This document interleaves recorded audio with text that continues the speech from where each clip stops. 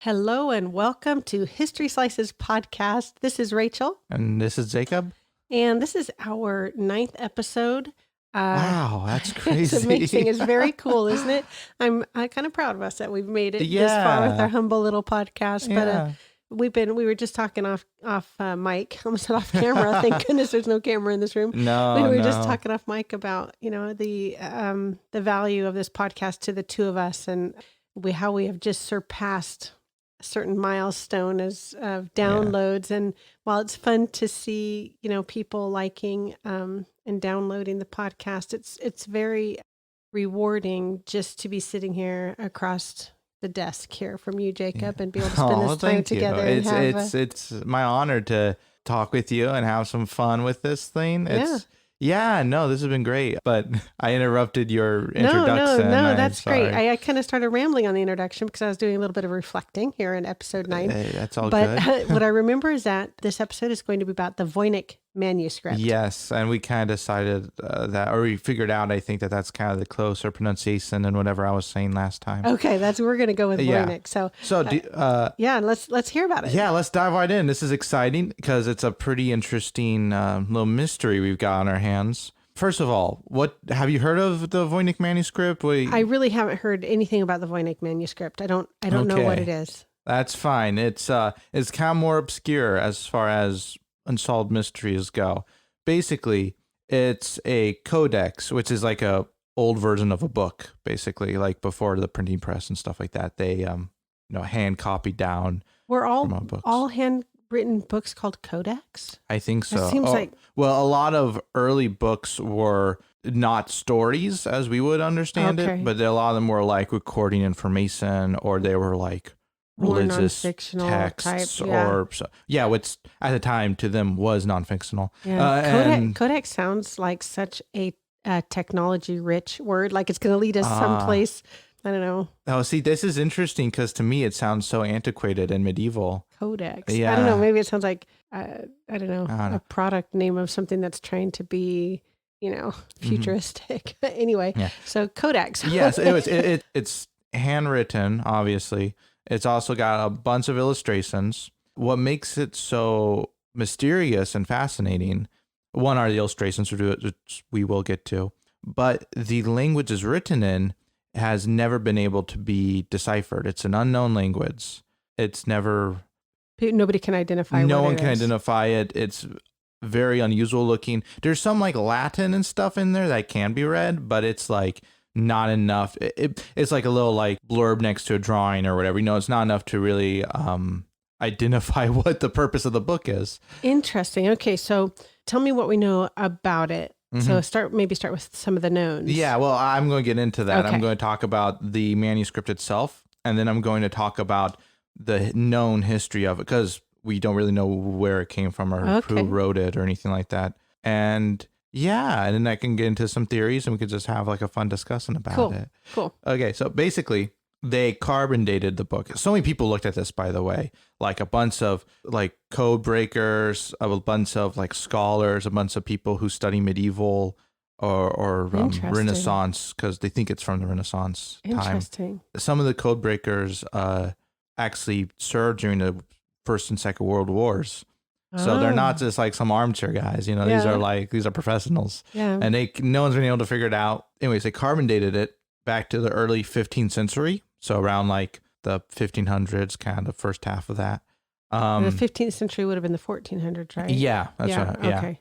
And we think it was made in Italy, but it's one of those things that's like we're not entirely sure, the exact dates or. Do you know why they think it was made there? Well, I think because of like the known history of it, and kind of like leads back there. It kind of leads back there, yeah. Because we'll get into it, but you'll see. So it's named after a man named Wilfrid Voynich, who's he's a antique book dealer, or he was. He's passed away now, of course, because it was a while ago. He was also Polish, that's why he's named that. Yeah, he bought it in 1912, but we'll get to that. But that's just reason why it's named after him is because he's the person who first brought it into public eye, which has fed to some theories. This is really fascinating. I'm trying not to be like too... Don't jump ahead too much. Yeah, or in the weeds of it, so to speak. they've estimated there is 272 pages originally. Some of them are missing by the time like they got a hold of it. So there's 240 left. The text itself is really interesting. I'm not like a language expert or anything like that, so I can't really like be, well, this is what this means or anything like that. But it's written from left to right. Which is how we would write. Yeah. But it has like a lot of like single stroke like lines and stuff like that. And on the Facebook page or whatever, we'll show like pictures of like a page or something. And you guys will be able to see for yourselves. It looks weird. Well, not weird in the sense that it looks enough like letters. Yeah. Well, that's the thing is that like one of the theories, and again, we'll get more into this, but one of the theories is that it might be a hoax or it might be someone just made it for like a laugh. But people who study language as a profession have looked at it and they said, no, this looks like a language, like the way it's written out and like the way that like certain words like repeat themselves and stuff like you know, it's written has the like, markings of a language. Yeah, right. It says like, it looks like it's trying to say something. Right. Okay. As opposed to this random gibberish and like scrolls and stuff. Because there's a pattern to languages. There is, yeah. It's also the last like kind of tidbit about it before going to like the timeline, because the timeline is really fascinating. And I don't know if this translates well because I'm not good with math or measurements, but the book is 9.3 by 6.4 by 2.0 inches. I don't know if that's relevant, but you know, if it's just, that's what it looks like. Probably pretty standard book size. Yeah, I thought it was interesting. Yeah, that's good to know. It's also, I think it's interesting that somehow they've determined about how many pages they think are missing. So that's interesting too. The construction of it would be interesting. Yeah, well, I think I don't think I know. It's one of those things where like, because it wasn't like a printed thing, it was a handwritten thing. Yeah. The text is kind of bigger than like what we're used to, so to speak, regardless of what it says or what language it is. Because we're used to, of course, like the very neat, like typewritten row. Well, there it's more like bigger, but which makes sense. As far as the illustrations go, there's a lot of drawings of like plants and stuff. And some of them are identifiable. Some of them are a bit more fantastical. Like that doesn't look like any known plant or whatever. Interesting. Which there's a lot of theories as to I know. It starts to make you think, okay, well, where does come somebody's from? imagination or somebody who is from a different place where they saw these plants? Like that's one of the reasons why I chose this, because I'm like, this is so interesting and it's so strange and mysterious. There's a lot of like circular diagrams that are like have made some people think that, oh, maybe it's like an astronomy thing or something, you know, because of like the layout. Maybe somebody was planning crop circles. Maybe. I mean, farmers' almanacs were a thing. Sure. Well, they still are. Yeah, they still are. But like pre-internet age, you know, like I think they were slightly bigger. But. So there's, so far we know there's text, there's some drawings of like plant life and circular drawings. So there's like, I wonder if they think it was a farmer's maybe, but there's also like, I don't know, maybe, I don't know if it's like proven to be related or not, but a bunch of stuff that looks like it's related to astrology. And, you know, there's like, you know, like those constellations that are like, you know, like Taurus and, you know, like Gemini, the twins and stuff. You know, there's a lot of kind of drawings that are like that, which I don't know if it's related, but it is interesting.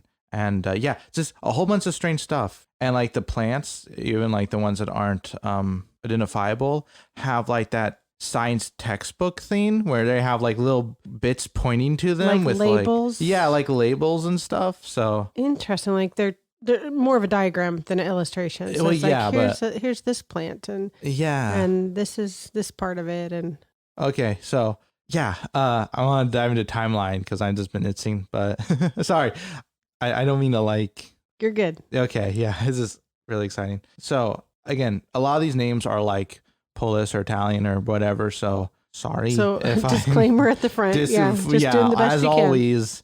I speak one language, including English. Like I'm not very good at that. But the first confirmed owner, and we know the book has existed before this because of the carbon dating thing. But the first confirmed owner was a man named George Barris, I believe. He was an alchemist who lived in Prague. George Barris lived in like the 1600s or so, just to kind of give you like a vague where in history. So potentially a couple hundred years after the It was written. Yeah, after we assume it's written. Yeah. Right. And he lived in Prague, and he was an alchemist. So that kind of lines up with what it seems like the content is. Yeah. He's a scientist of sorts. Kind of tracks. Yeah.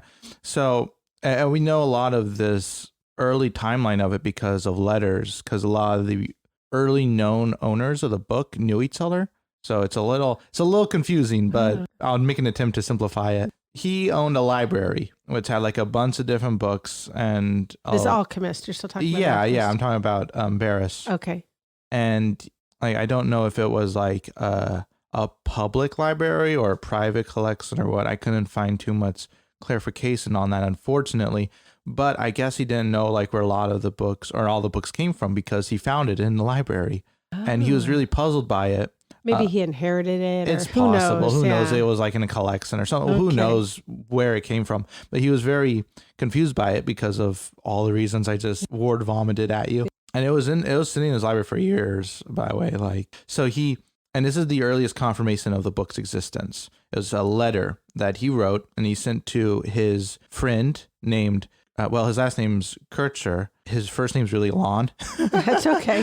Athenasus? Mr. Kircher. Yeah, Mr. Kircher. He was actually a scholar, like a Jesuit scholar, and Barris wanted his help translating it, or attempting to translate it, because Kircher had previously, I don't know if he was known for this, but he had translated some Egyptian hieroglyphs. Yeah. That word. Some words just trip me up, and that's one of them, Yeah. Hieroglyphs. So that's kind of, because he's a scholar, that's what they do. They go around and translate things. So it makes sense he would reach out to his buddy. Yeah. That could do this. In fact, Kircher was so interested in this text that he wanted to buy it off of Barris, but Barris didn't want to part with it or whatever. So Barris wrote him a letter asking him to help him translate it, or he gave him the book to have him help it? He basically... I don't mean gave it like but basically he sold him the book, basically, is what it boils down to. And Kircher's like, this is really interesting, can I have it? He's like, no. It's fair enough. But Barris, he tried for like a while to like a few years to like get it figured out and translated, and eventually he passed away. So his friend Kircher couldn't figure it out? No one's been able to figure this out. Yeah. So the book got inherited by Barris's other friend. All three of these people know each other, by the way. Named Jan Marek Marcy. He was also in Prague. He was at Charles University. He was a rector, which is it's like an academic position. And Marcy, after a few years of owning it, sold it to Kircher.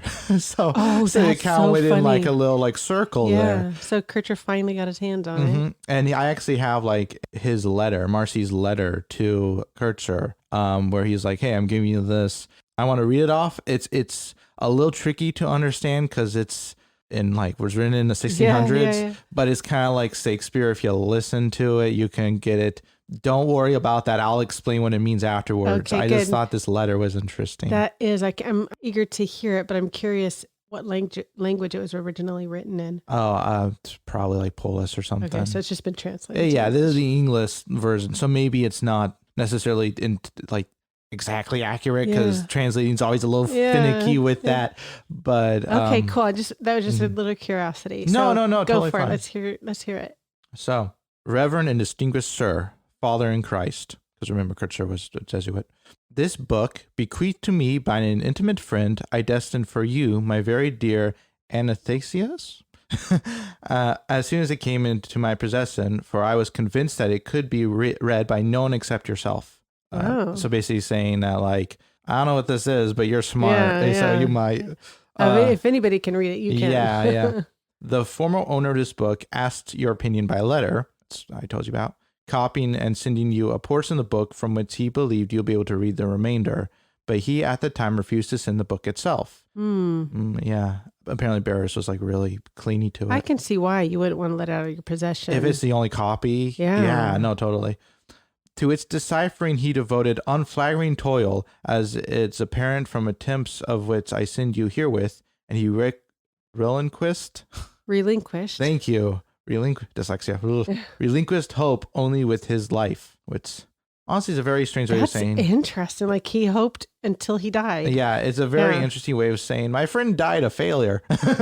Is that what it's saying? Well, it's saying that like maybe not exactly that, but it's saying that like, you know, he tried until he died. Basically. Yeah. Which I'm like, okay. He was hopeful until the day he died. Yeah, interesting. Yeah. Okay. But in his toil was in vain, for such sphinxes, and by that he means riddles, are as these obey no one but their master, Kircher, except now this token, such as it is, and long overdue thought to be, of my affection of you, and burst through its bars, if there are any, with your wonted success. Dr. Raphael, a tutor in the Bohemian language to Ferdinand III, then King of Bohemia, told me that said book belonged to Emperor Rudolph, and that he presented to the bearer, who bought him the book 600 ducats, which is money.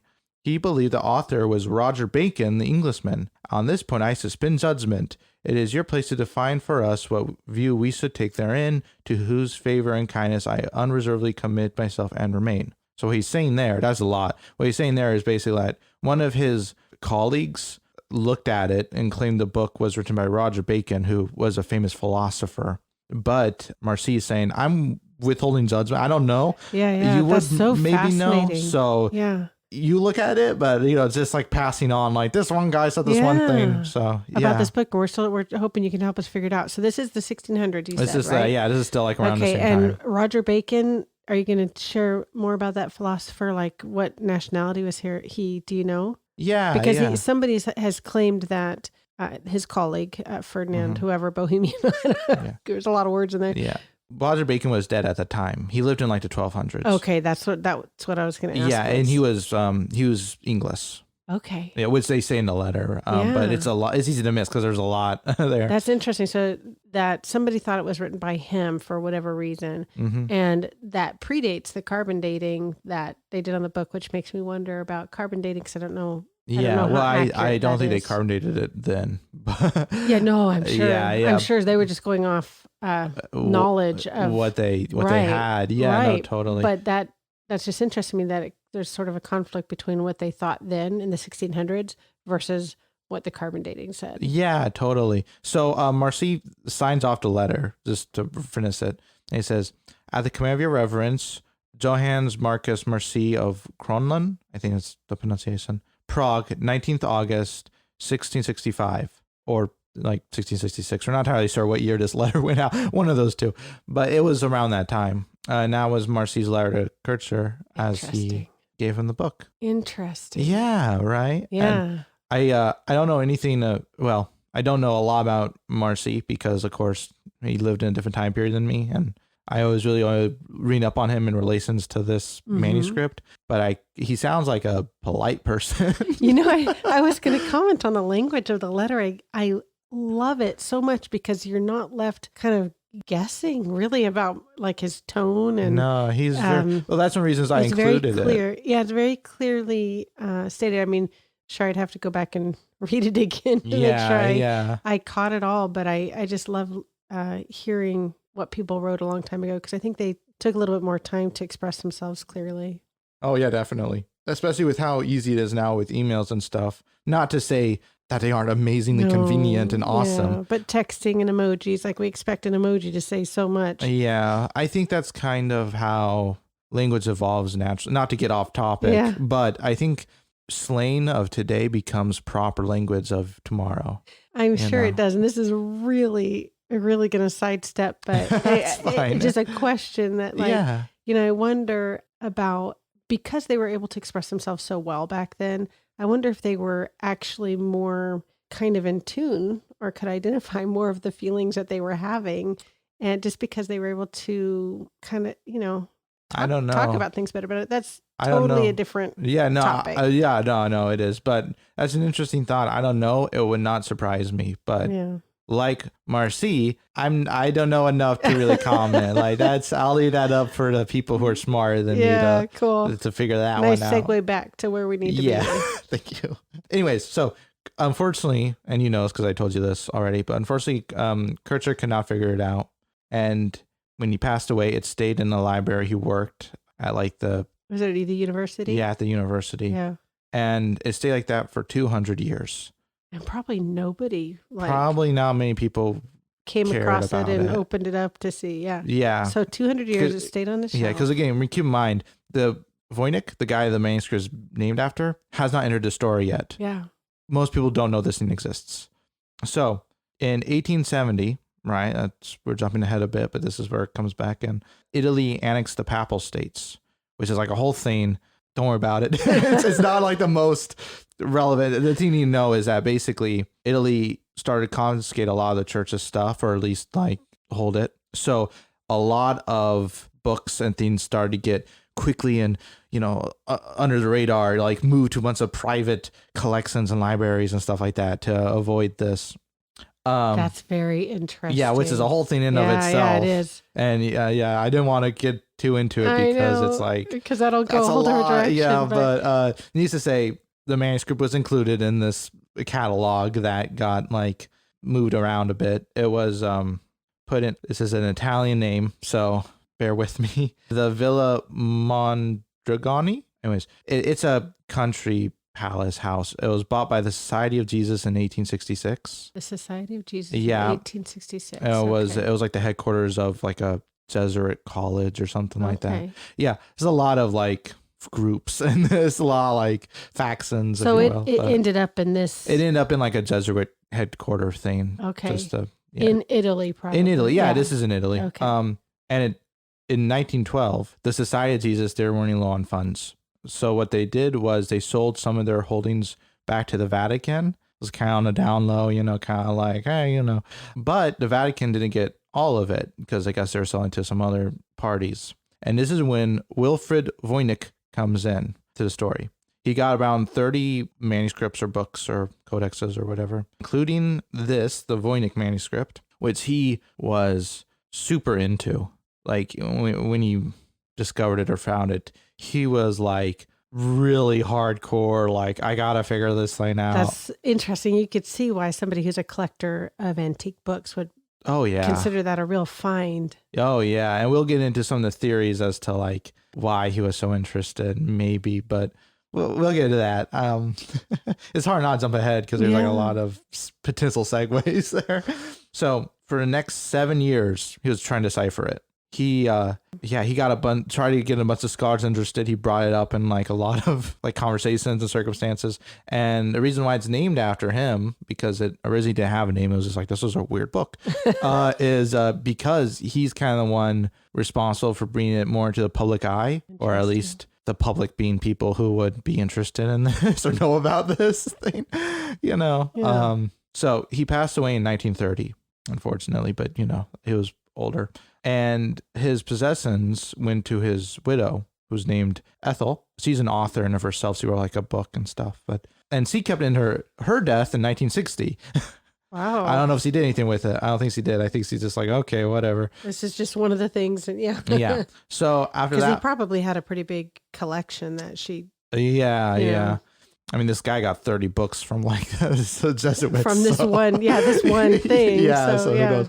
So after she passed away, her friend Anne Hill, who I could find much about, but she had a friend named Anne Hill. She took possession of it. And a year later, she sold it to Hans P. Cross, who's another kind of antique book dealer type. I know there's a lot in this story.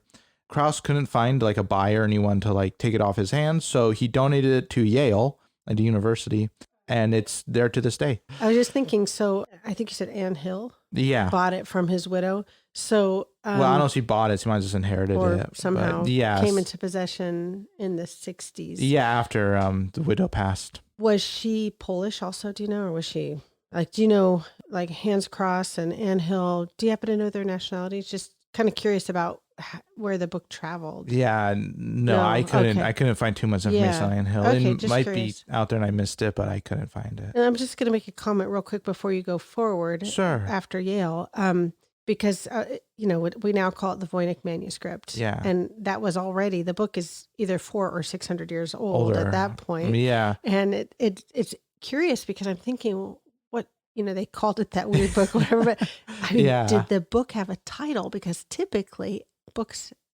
unless it's somebody's personal journal. If it has a title, it hasn't been translated or determined to be a title. Okay. Yeah, but no, that's a great question. It's really interesting that there wouldn't be like, I don't know it wouldn't have been given some sort of, but I guess, there weren't a lot of people that knew about it. It was like a collection of scholars and book nerds who were like, who knew about it and were kind of passing the money to each other. So it's very possible that if they gave it a name, they didn't the nameless publish book. it. Yeah. Very interesting. Okay. So Yale has it. Yeah. And it's in the 60s. Yeah. And it's still there. Like to this day, they have it in like their like library, their collection of it. So there's a lot of kind of theories about what the heck this thing is. I didn't list all of them because who has the time? But I listed some of like the major ones because I thought this was relevant and interesting. So first of all, there's a question of who wrote it. If it's someone we as a species know, I mean, like someone who's like historically existed. So theories range from like Roger Bacon, remember the philosopher you mentioned. So Marcy first kind of proposed this based on like something his colleague, brought up to him. And Voynich himself believed this authorship theory. He tried to like prove it or try to like be like, no, I'm pretty certain it's this. However, it's largely been discredited. I wonder what it was that tied it to Bacon. Do you know why some people thought it was Bacon who wrote it? Well, it's kind of hard to follow from the letter we read, but basically Rudolph, who's Marcy's colleague, who's like a scholar in his own right, like he's got like information on him online, but he was saying how like it was originally belonged to this emperor or something, a new Bacon or whatever. I don't know like where he got all his information. Okay. But apparently he thought he had it identified or thought that like, oh, I think I know where this is. Okay, so he was able to draw some lines back to Bacon somehow. Yeah, not to bring up the image of like the red string on the wall connecting a bunch of different photographs or something you see in movies, but kind of something like that. Yeah, okay. I'm sure it was much more scientific than that, but it's a funny image.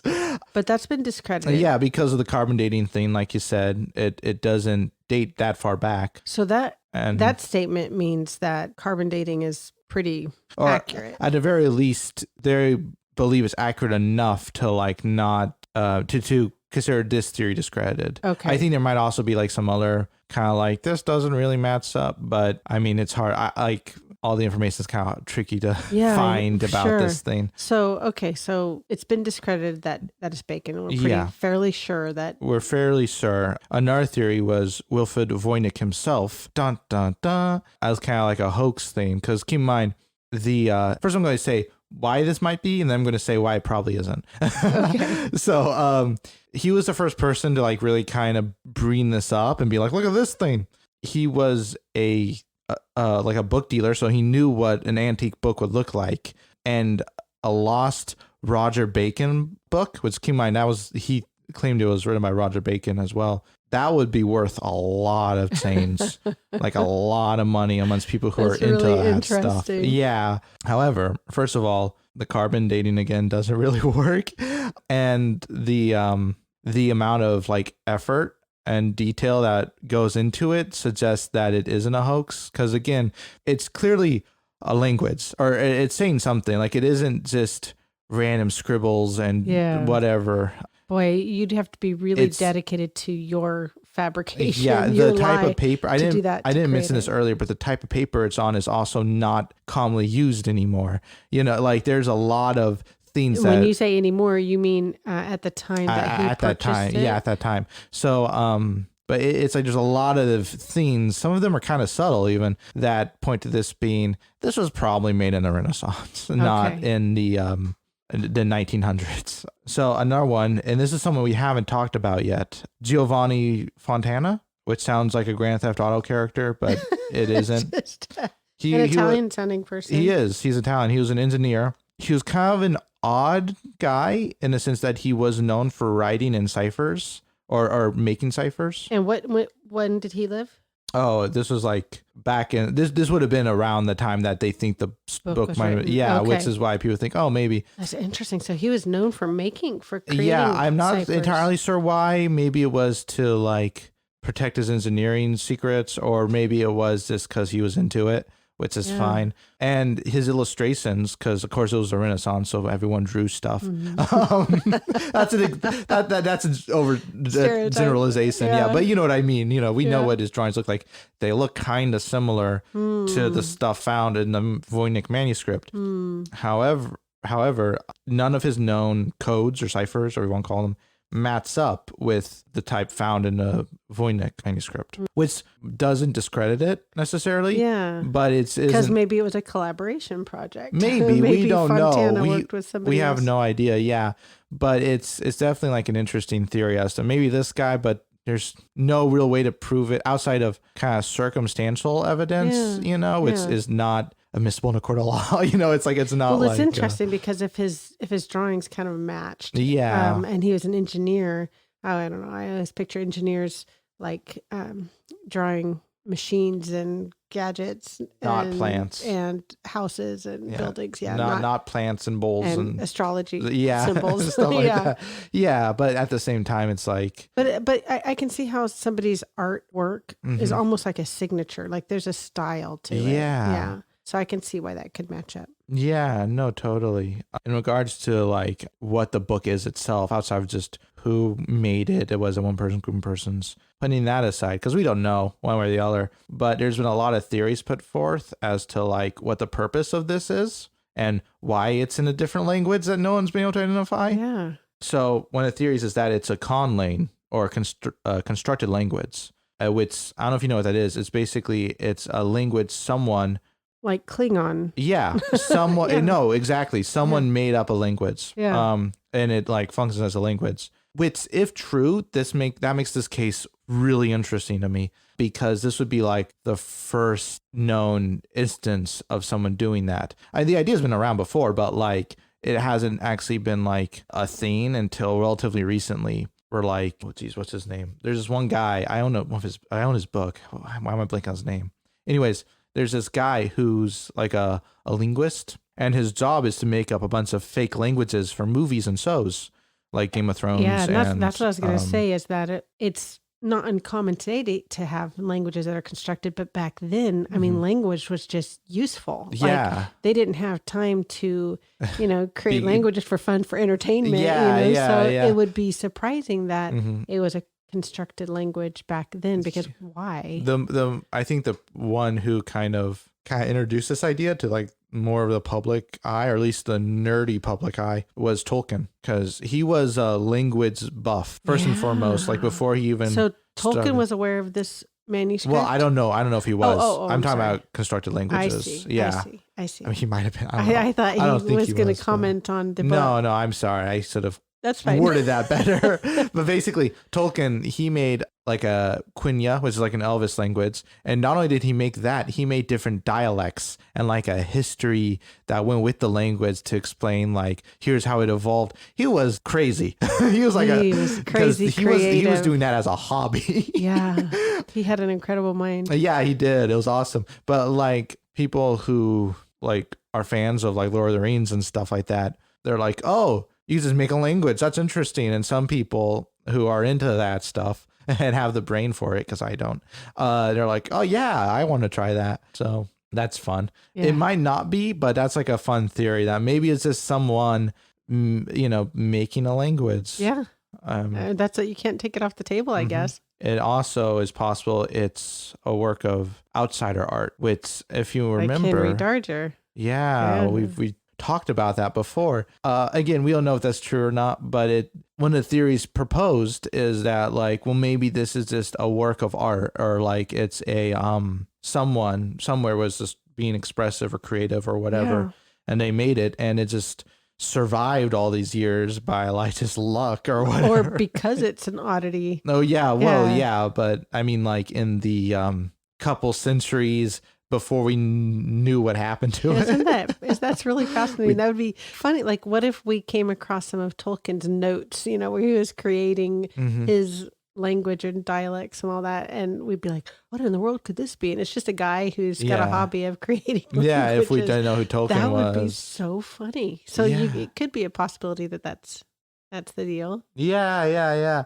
And again, like you said, there's theories that it's like a like a farmer's almanac, or it's like a botanist herbology thing, you know, which doesn't really explain the language, but it explains like some of the drawings and stuff, or illustrations, diagrams, whatever. Like there's some more outlandish theories, of course, because there always is with these things. All the unknowns. Which is people who've like scholars, like professional with careers evolving around studying things. You know, scholars, they tend to ignore these because they're kind of like conspiracy theory stuff, but or the same energy at least. But like some people are like, oh, it's from an alternate universe, or the language is different and it fell through a wormhole or something and ended up here, or it's like it's from like somewhere else. It's like I don't know, stuff like that. Or it's made by aliens, or, you know, there's a lot of fun, crazy theories, which I think are kind of unlikely, but and really easy to come, you know, let's come to the conclusion that this is, you know, from an alien or whatever, because we can't easily identify what it is. It's not to discredit those people, because they give me a lot of entertainment and joy.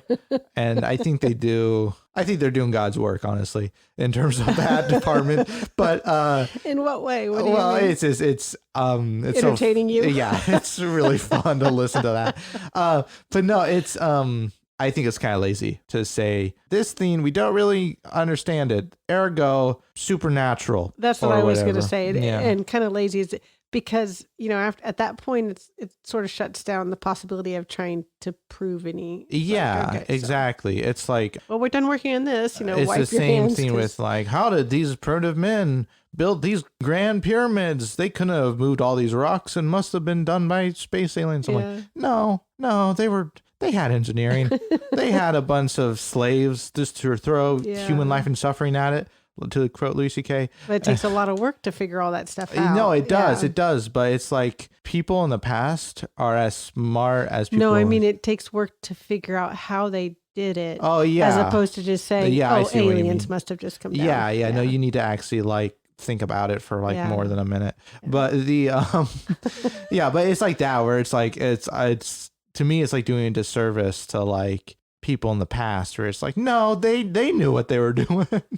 I mean, maybe their reasoning was a little different, but they knew what they were doing. Anyways, that's like a whole soapbox. That's a whole nother track thing.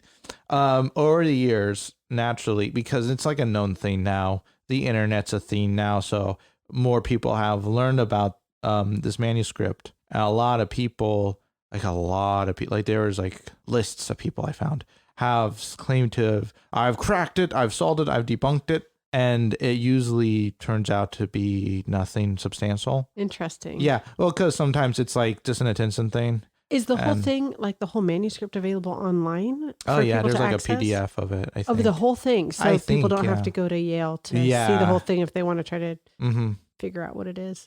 Yeah, either it's like an attention thing, which is not too uncommon, or it's just in general, or it's like someone who thinks they got it and they don't, you know. And there's like also, you know, just like people trying to cast in on like selling the story of the amazing true story of how I solved this thing, and they didn't. Like one of the more recent ones from a couple years ago, this guy named, I think it's Nicholas Briggs, it might have been Biggs, I can't remember.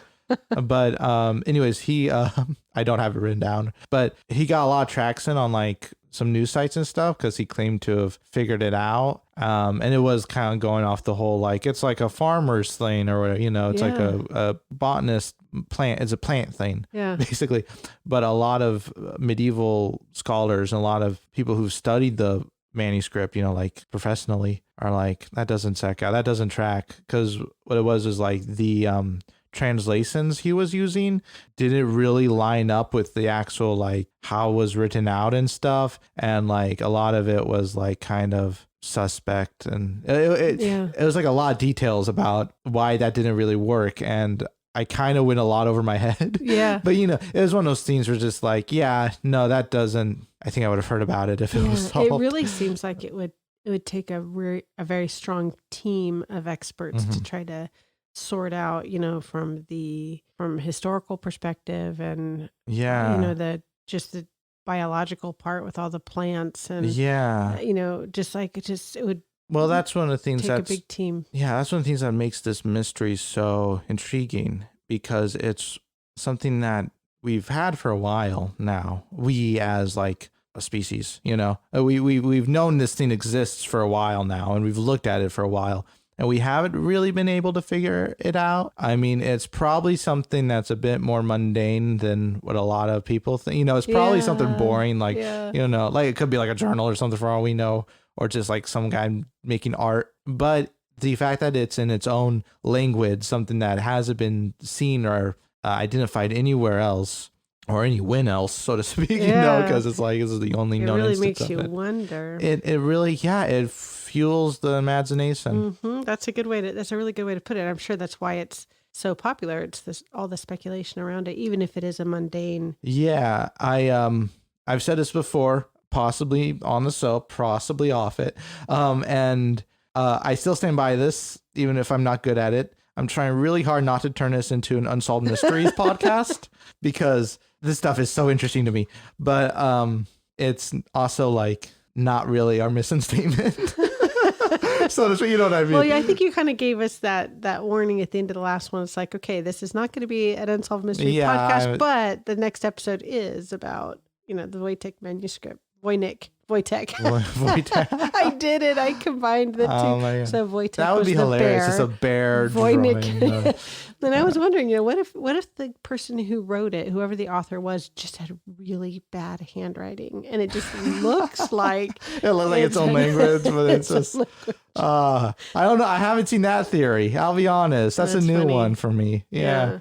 Well, getting back to sort of the mission statement of this podcast, sometimes I wonder, maybe instead of history slices, we should have called it, but that's another story. No. Yeah. Because we have so many, we get derailed so many times, but that's all right. That's how we go. This is a conversation, It's like so long as we get back on track eventually. Keep it on the rails. Eventually. Yeah. Like, I think it's fine to like kind of, at one point one of the episodes we were talking about Bigfoot, and the episode wasn't about Bigfoot. We were completely talking. So it's Bigfoot. Like, it's all good. Yeah. Well, good. Well, anyways, that was very interesting to learn about. Do you have any other comments or questions or?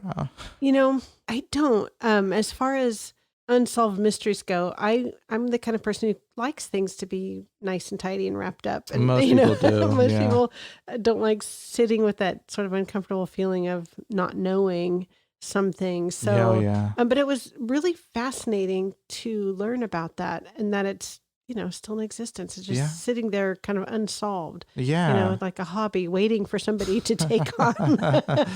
But it was very interesting. I don't think I have any other questions about it though. Yeah. Thank you. Oh, you're welcome. Something you said just now about wanting to know everything or wanting to, have easy answers. I know that feeling very well. My inner Ravenclaw is just like, what's the dealio?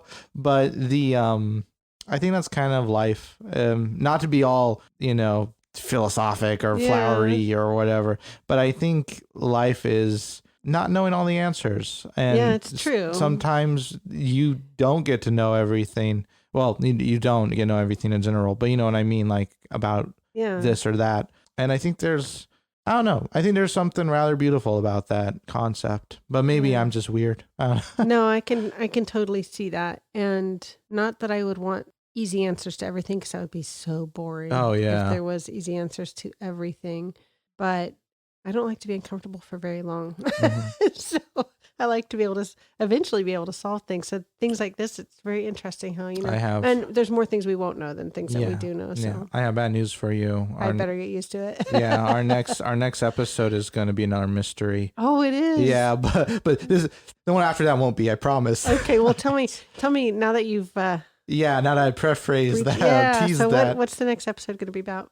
Okay, so this guy's French. So his name is either Louis or Louis. Okay. It's spelled Louis, but he's French. Okay. So, sorry. Louis. Okay. Le Prince. Okay. Mysterious disappearance. But, and this is what makes it interesting, possibly the inventor of the television. Wow. Or a camera. Well, whatever. I can't wait to hear the circumstances around that. Very interesting. And why you haven't heard of him before. Yeah. Like, who took him off the face of the earth? That's what I want to know. Well, we'll get into the theories next week. Oh my gosh. So that's going to be episode 10. Yeah, that's next time. Awesome. So, I like nice numbers like 10. Yeah. But this one has what a statement. This one has been episode 9. Yes. And it's been all about the Voynich manuscript. Hopefully you enjoyed it. I know I certainly did researching it. That's awesome. I liked hearing about it too, Jacob. Nice job. Okay. Until next time. Bye. We'll see you then.